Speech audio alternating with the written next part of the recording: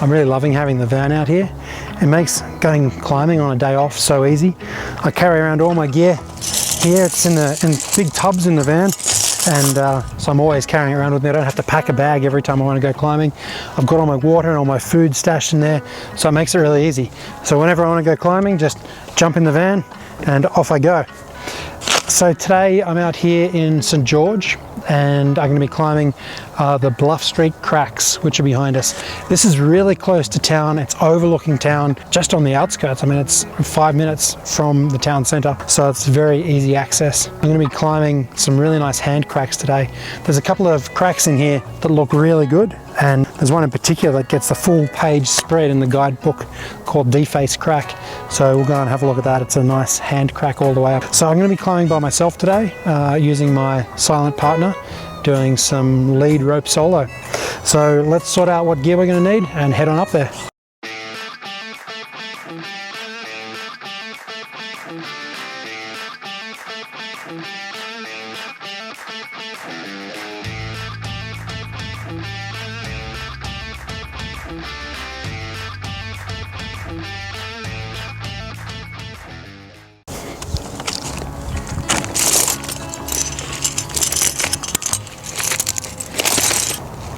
I've got a brand new chalk bag today.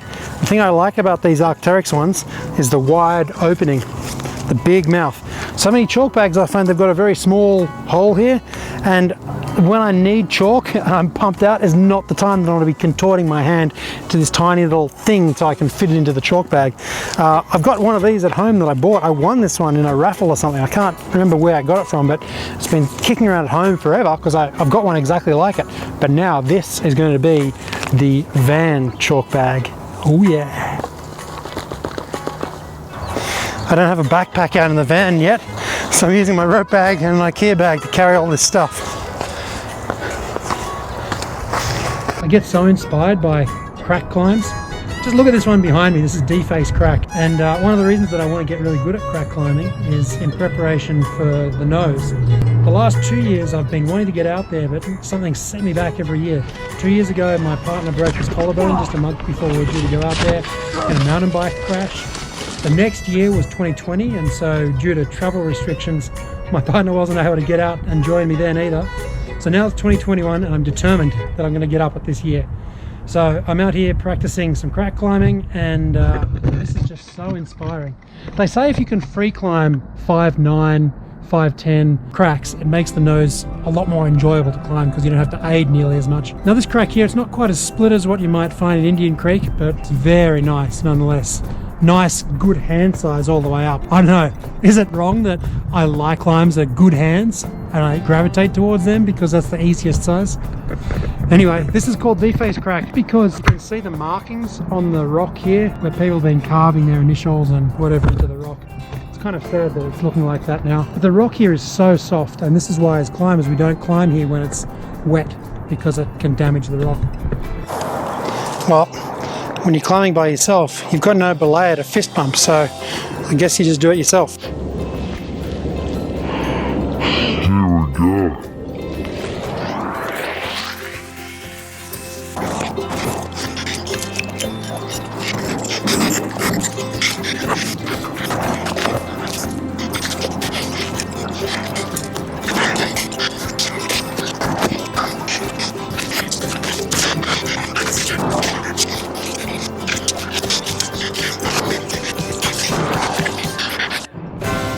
Okay, well I got to the top of Deface crack.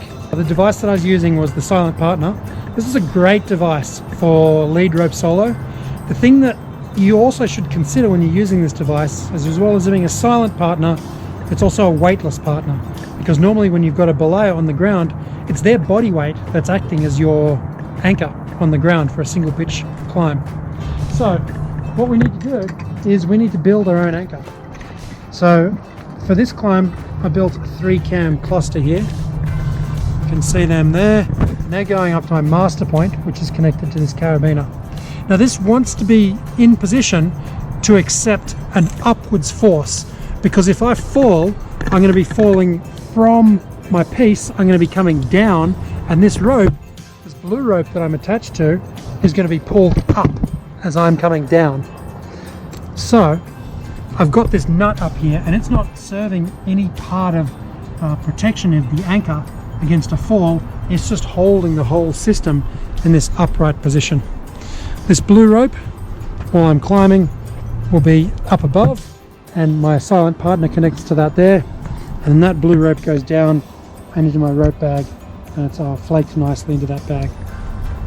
That's just a quick example of how I'm getting myself set up.